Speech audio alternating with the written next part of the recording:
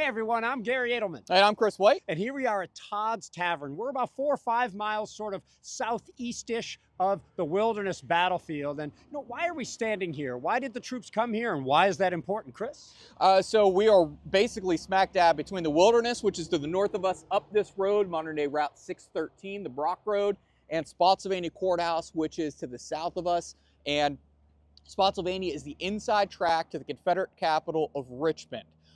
Robert E. Lee, Ulysses S. Grant have clashed from May 5th and 6th in the Wilderness, and it has become somewhat of a stalemate.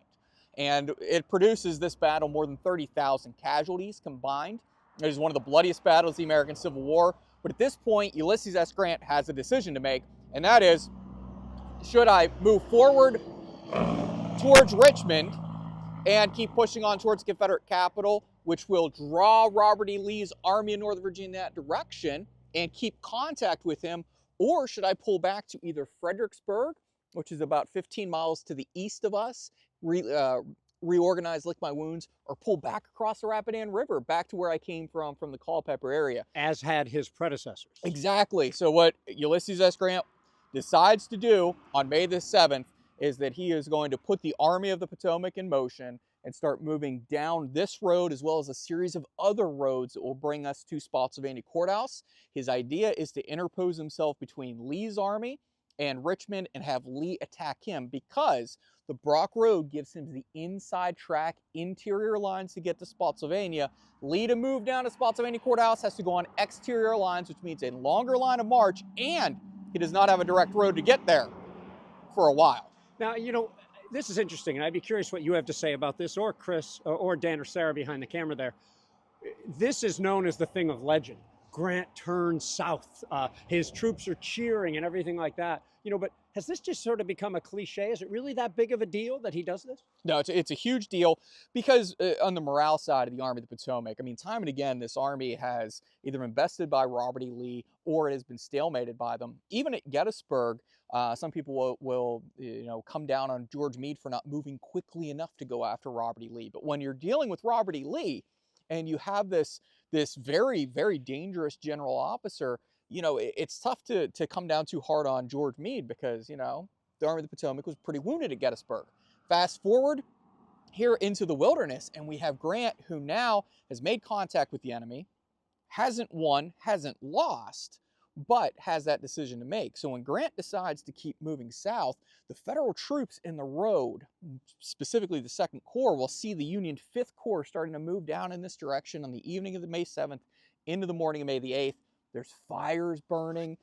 There's a fantastic description of from one man saying that it looked like the flames of goblins were flaming up in the Wilderness as these men marched down the roads because the trees are on fire. And as the men look and see Grant's cavalcade moving south, as they see the head of this column moving south, there's this cheer that goes up, because it's an election year.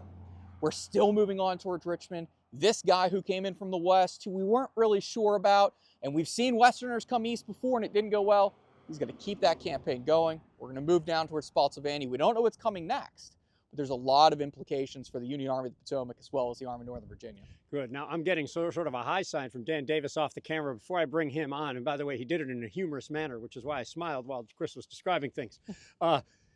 So first of all, I think it was E.P. Alexander called that one of the 2 most important pivot points of the war, this moving south. And then 2, even with some of the cars coming down the road, which seems to have disappeared for this point right now, you can almost picture it. Chris mentioned this and other roads.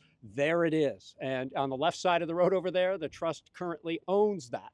You helped us preserve it, and maybe we'll be able to preserve more here at Todd's Tavern. Now, let's see what Dan Davis has to say about this movement south. Yeah, I'd just like to underscore the point that Gary and Chris meant, that Grant's decision here to move out of the Wilderness, move south to Spotsylvania Court House, changes the trajectory of the war in Virginia. It signals a massive change. Grant will send a message back to Abraham Lincoln telling him that there will be no turning back. He will not give up. He will not relent. And I think it's interesting to look back on this moment and, identify the fact that the fighting starts on May 5th in the Wilderness in 1864, and the armies will be in near constant contact here at Spotsylvania, North Anna, Cold Harbor, Petersburg, and the Shenandoah Valley, all the way up until when Lee surrenders April 9th, 1865. the fighting will not stop for nearly 12 full months, and it begins right here in the wilderness. I'm going to hand it back to Gary. Good, good. I have something to add, but Chris? Yeah, I would say that what's happening now is that Grant, and every time I seem to speak, a loud truck comes by. Grant decides to make this movement down here to keep contact with the enemy. We can look at the wilderness as a stalemate.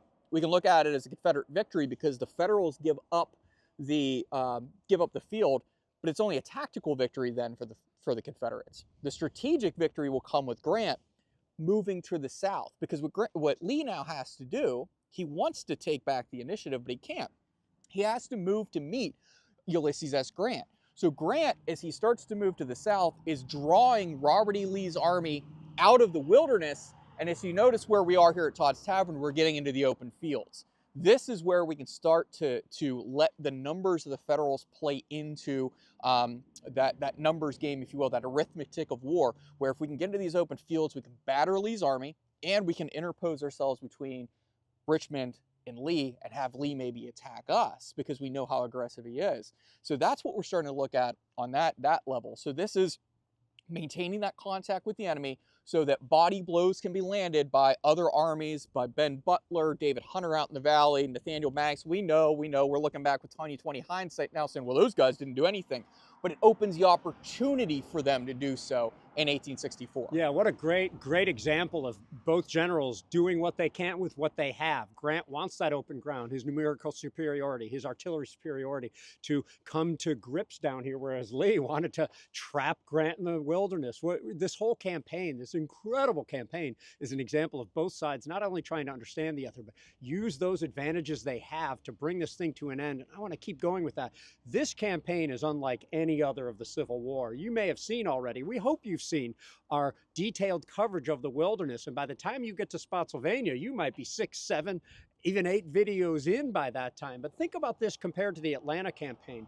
At Atlanta, when it starts out and you're going from Ringgold to Rocky Face Ridge and Tunnel Hill and Dallas, New Hope and Pickett's Mill and then Kennesaw Mountain, that still doesn't total the number of casualties at the wilderness alone. This is a terrible fight that deserves, our best attempt to try to understand it. So I'm not trying to place Overland on a higher level than Atlanta. They're both equally important in them moving toward their goals, but this is a level of fighting you just don't see anywhere else in the entire Civil War. Yeah, let's look at a very quick overview of what just happened. So the 2 days of fighting, we now have Grant's army disengaging from Lee's and moving here down towards the south.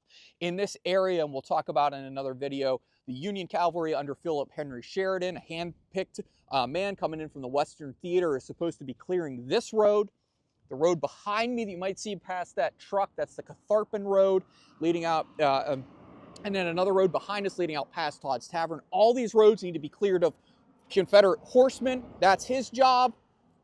Give away the story. Sheridan fails, and that's going to slow us down. In the meantime, Grant is instilling that faith in the army that he is ready to move and keep fighting. His army sustained more than 17,000 casualties that we're aware of. That's 17% of his army in the wilderness. They're moving this way. They're fairly well intact. But then we flip over to the Confederate side. Confederates have sustained anywhere between 11,000 and 14,000 casualties. Confederates say 11,000. I think it's much higher than that. I think it puts it towards the 14,000 numbers.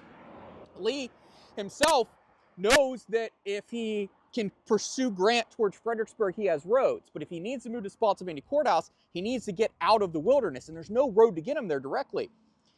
Lee, because his artillery can't do a lot of work in the wilderness, then sets them to work not setting up their artillery or their guns, but cutting a road out of the wilderness, hooking up with another road about 2 miles to the west of us, and then he can hook up with a series of roads and make his way down to Spotsylvania Court House. So in the meantime, while this is happening, he has these guys chopping like beavers, clearing this road. He then has to make a decision on the high command side of things. His 2nd and 3rd Corps were led by A.P. Hill.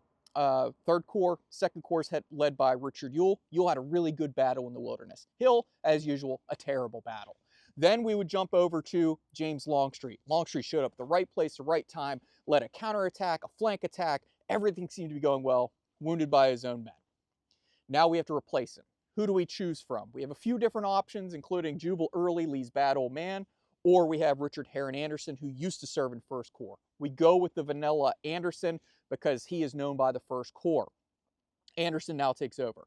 Jeb Stuart, in the meantime, he is trying to block the Federals' movement to the south with his horsemen, while Anderson is ordered to start getting ready to move to Spotsylvania Court House if the enemy goes in that direction. Well, Anderson actually preempts this move and starts moving out of the wilderness along what's called Pendleton's Road, that artillery road.